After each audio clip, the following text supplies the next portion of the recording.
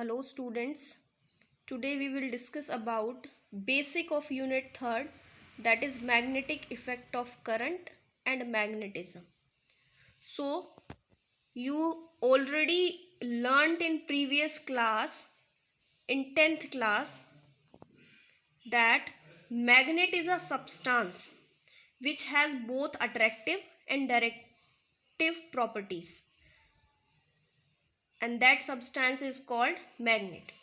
And magnet is further two types, that is natural and artificial magnet. Natural magnet एक piece होता है iron ore का, या magnetite बोल सकते हैं हम, Fe3O4 से वो बनता है, और जिसको हम लोड स्टोन भी बोलते हैं नेचुरल मैग्नेट को. And artificial magnet is made by humans and it is of three types, that is bar magnet, magnetic needle and magnetic compass. So bar magnet जो होता है वो rectangle shape का होता है, it is used to find the magnetic north and south direction. and magnetic needle होती है, उसकी shape like this rhombus जैसी होती है, जिसमें एक needle red color के mark की होती है, और उस red कलर मार्क निडल को हम नॉर्थ पोल डिनोट करते हैं, एंड दूसरी वाली को south. And magnetic compass is a composed like structure, compass like structure, जिसके अंदर मैग्नेटिक निडल को ही फिक्स किया जाता है, which use to find the direction of magnetic field at a place and test the polarity of a magnetic. And magnet के around जो space होता है, that is known as magnetic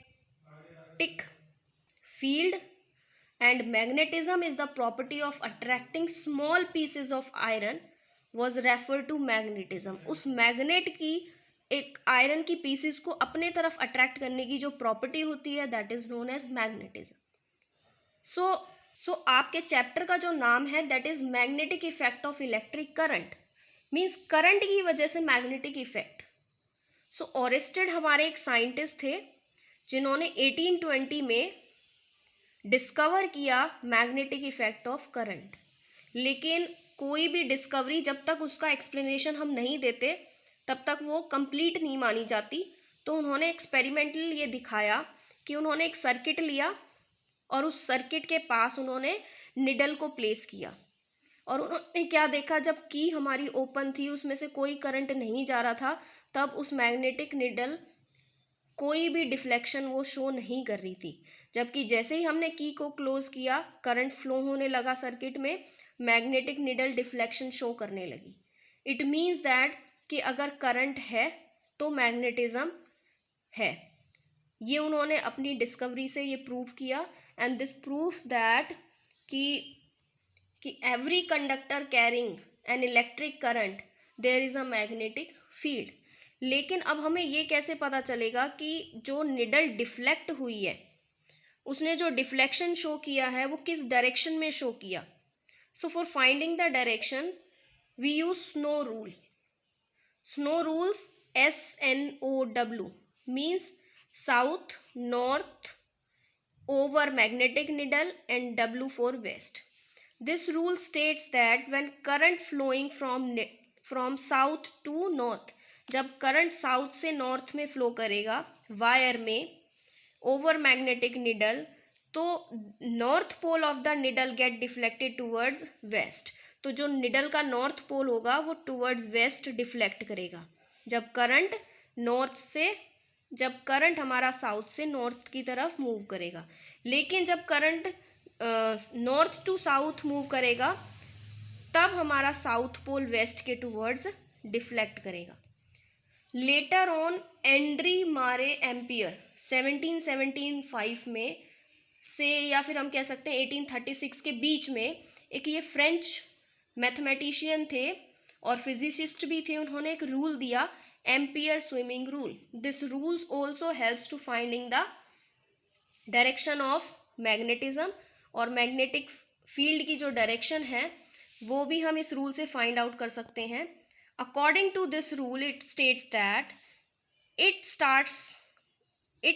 that when a person swimming parallel to a current carrying wire मान लो ये wire के अंदर ऐसे current flow हो रहा है इस डायरेक्शन में, तो हम जो पर्सन स्विम करेगा वो उसकी डायरेक्शन और जो करंट की डायरेक्शन है वो सिमिलर होनी चाहिए according to Ampere swimming rule. So we consider this is person जो कि करंट के ही डायरेक्शन में फ्लो कर रहा है एंड करंट उसके फीट से एंटर होके उसके हेड से पास आउट हो जाएगा. तो उस पर्सन का जो लेफ्ट हैंड है which denotes the north pole, deflection towards his left hand denotes the north pole of the needle. Similarly, अगर current इस direction में flow कर रहा है then we consider the direction of swimming person is that, and this is the left hand of that person, so this denotes this is the direction of north pole, and here this is the direction of magnetic field deflection by the needle. So this is the experiment which demonstrate that around every conductor carrying an electric current there is a magnetic field, और वो magnetic field है तो उसकी direction हम find out या तो snow rule से भी आप कर सकते हो और एम्पियर स्विमिंग रूल से भी हम उसकी डायरेक्शन को फाइंड आउट कर सकते हैं. And magnetic field is the space around that magnet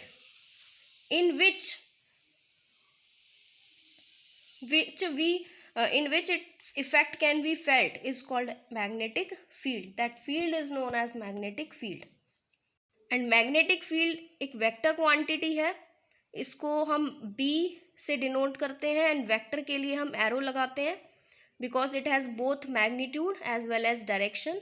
and magnetic field को हम मैग्नेटिक फील्ड इंडक्शन और मैग्नेटिक फ्लक्स डेंसिटी के नाम से भी जानते हैं. So now let me discuss about force acting on the charge particle in uniform magnetic field.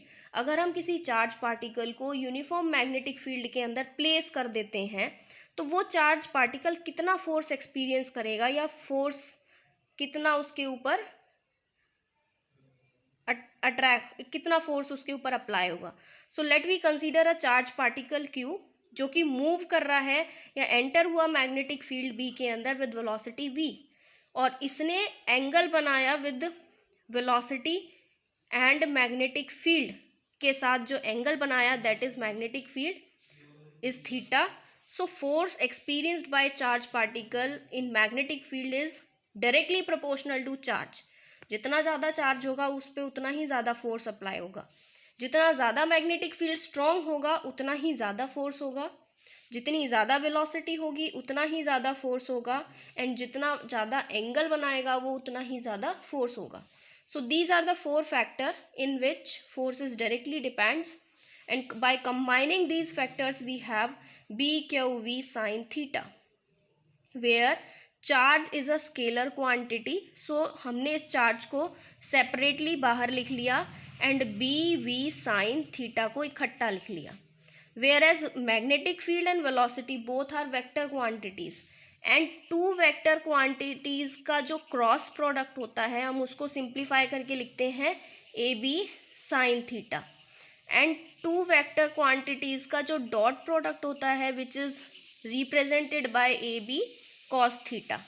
So sine theta is already given in this equation. So हम इस force को इस फॉर्म में लिख सकते हैं Q V cross B, where V cross B is the cross product of two vector quantities, and this relation gives the Lorentz force. This is a force called Lorentz force, and the direction of this force is determined by using Fleming's left hand rule. So according to Fleming's left hand rule, we stretch our three fingers of left hand perpendicular to each other. हमारी ये तीनों fingers एक दूसरे के ऊपर perpendicular होनी चाहिए. In which first finger denotes the direction of magnetic field and middle finger denotes the direction of current and thumb gives the direction of force. For finding the direction of force we use Fleming's left hand rule.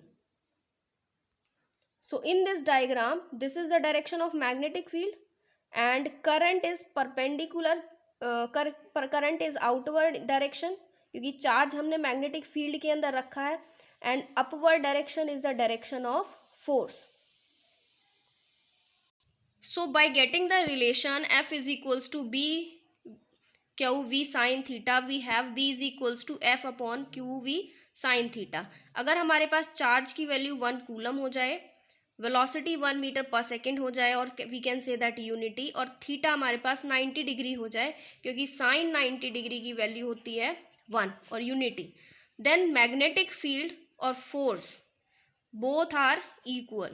So we can say that magnetic field induction B at a point in a magnetic field is equals to the force experienced by unit positive charge, जिसको हमने magnetic field के अंदर place किया था, moving with velocity v in a direction perpendicular to magnetic field at that point. Means अगर charge, velocity और theta हमारे पास 90 हो और ये दोनों की वैल्यू यूनिटी हो, then we can say that magnetic field induction is equals to force experienced by the unit positive charge.